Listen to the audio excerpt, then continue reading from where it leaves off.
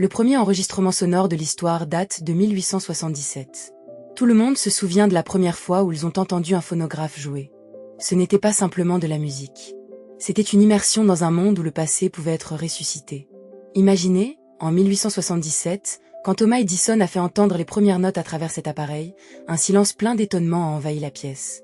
Une voix, vibrante et tangible, émergeant d'un cylindre en métal, telle une apparition. Cette découverte allait changer notre rapport à la mémoire. Le 19e siècle, marqué par des innovations technologiques, voyait les esprits curieux explorer les merveilles de la science. Les premières tentatives d'enregistrement sonore avaient déjà planté les graines d'une transformation.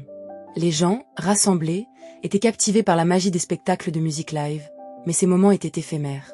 Puis vient Edison, dont le nom est synonyme d'invention. Le phonographe, né dans son laboratoire de Menlo Park, représentait l'espoir d'immortaliser les sons. Dans un monde en pleine industrialisation, la musique prenait une nouvelle dimension. Chaque enregistrement était une promesse, une réminiscence tangible du passé. L'impact du phonographe ne se limitait pas à Edison. Nikola Tesla, bien qu'il ne fût pas directement impliqué, ressentait les vibrations de cette révolution musicale. Visionnaire, il voyait le son comme un moyen d'unir l'humanité. Le phonographe pouvait agir comme un vecteur de conscience collective, à travers les sons. Les premiers phonographes déclenchèrent une effervescence culturelle. Des concertos aux chansons traditionnelles, le monde découvrait que chaque mélodie pouvait être conservée, partagée. Les salons bourgeois se transformaient en scènes d'écoute, où l'art populaire se mêlait aux compositions classiques. Cependant, la route vers la reconnaissance du phonographe fut semée d'embûches. Les puristes voyaient cette technologie comme une dénaturation de l'art musical. Pourtant, Tesla, avec sa compréhension du son, soutenait que ces critiques étaient infondées. Chaque enregistrement était un acte de défi à l'éphémère. Au lieu de voir la musique comme une étoile fugace, elle devenait immortelle.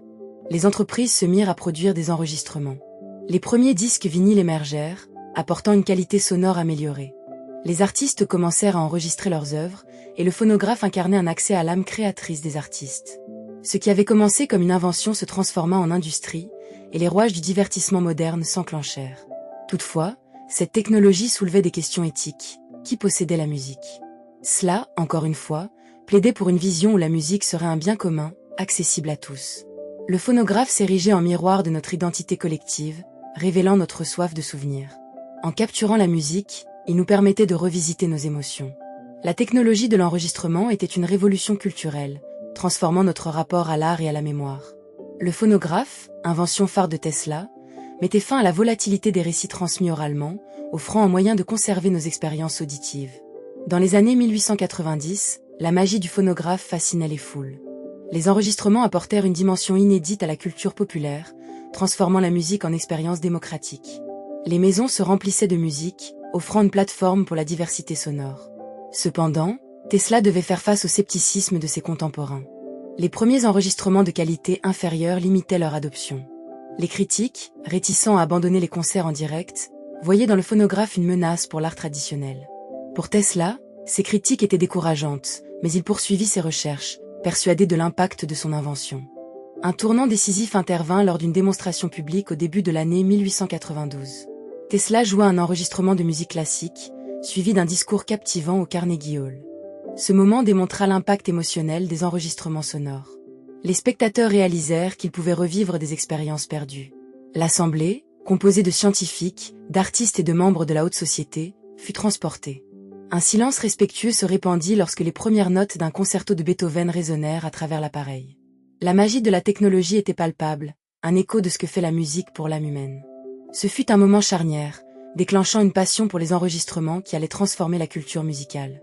Avec le temps, le phonographe s'établit comme un outil fondamental dans la culture de masse. Les artistes, autrefois confinés, devenaient des icônes intemporelles.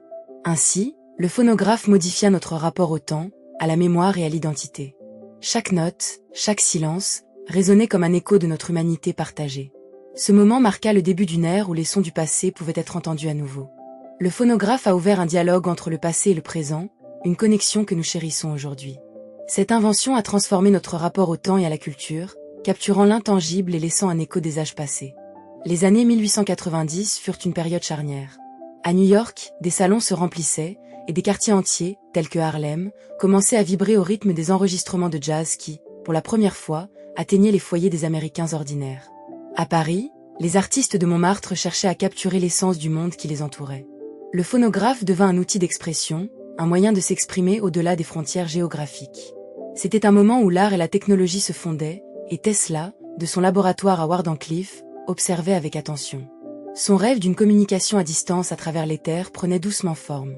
Il imaginait un monde interconnecté, où les sons pouvaient voyager à travers les mers et les continents sans effort, un peu comme les ondes radio qu'il avait déjà expérimentées. Tesla croyait sincèrement que la musique pouvait transcender les barrières culturelles, unifier les peuples dans un langage universel. Il écrivit « La musique n'est pas seulement un art, mais un pont vers l'âme ». Cette idée de musique comme un lien universel résonnait profondément avec le besoin humain de connexion. Durant ses explorations à travers le monde, Tesla était souvent frappé par la façon dont la musique, même dans ses formes les plus rudimentaires, pouvait rassembler des gens de tous horizons. Les festivals de musique en plein air, tenus dans des parcs ou sur des places publiques, illustraient cette unité. Les gens, qu'ils soient riches ou pauvres, s'unissaient autour de la musique, véritable alchimie sociale. Un jour, Tesla aurait déclaré « La musique est le véritable langage des hommes, car elle parle là où les mots échouent. » Mais derrière le succès apparent du phonographe, des luttes se dissimulaient. Les innovations de Tesla étaient souvent éclipsées par des personnalités plus flamboyantes, et sa passion pour ses inventions était souvent mal comprise. Les industries du phonographe s'installaient confortablement, générant des profits élevés, tandis que Tesla continuait de promouvoir une vision où la musique ne devait jamais être possédée, mais partagée. Un autre défi se posait, le développement des technologies concurrentes. Tandis qu'Edison reprenait le devant de la scène, Tesla s'efforçait de développer des appareils de transmission sans fil, des récepteurs et des émetteurs qui pourraient potentiellement redéfinir le paysage musical. Son inquiétude face à la commercialisation de la musique était palpable. À plusieurs reprises, il fit des remarques concernant la hiérarchie des artistes et la manière dont les enregistrements dérobaient la pureté de l'art. Toutefois, chaque invention qu'il concevait était ancrée dans l'idée que l'éducation et le partage des connaissances devaient être à la portée de tous. Les entreprises commençaient à s'aligner sur cette nouvelle vision, et progressivement, Tesla savait qu'il ne pouvait ignorer l'importance croissante de l'industrie du divertissement. Il s'engagea alors dans une quête où il espérait prouver que la technologie pouvait enrichir nos vies sans en déformer la beauté. Dans les années suivantes, il aurait l'occasion de rencontrer plusieurs artisans et musiciens, partageant sa vision d'un futur où l'harmonie entre l'art et la science sera la clé d'une société prospère. Ainsi, à la fin du siècle, alors que le phonographe devenait omniprésent, Nikola Tesla continuait son parcours, déterminé à trouver des moyens pour que la musique et la technologie s'allient au bénéfice de l'humanité. En organisant des démonstrations publiques, il réfléchissait à chaque son qu'il créait. Ses inventions, telles que le rayonnement des ondes électromagnétiques, étaient une promesse d'un avenir où la musique serait à la fois accessible et transcendantale. L'un de ses plus fervents rêves était de créer une sorte de musique de l'avenir, où des sons pourraient être envoyés à travers le monde, atteignant les cœurs et les esprits de tous ceux qui les écouteraient. En fin de compte, le phonographe a modifié notre rapport au temps, à la mémoire et à l'identité. Chaque note, chaque silence, résonnait comme un écho de notre humanité partagée. Ce moment marqua le début d'une ère où les sons du passé pouvaient être entendus à nouveau.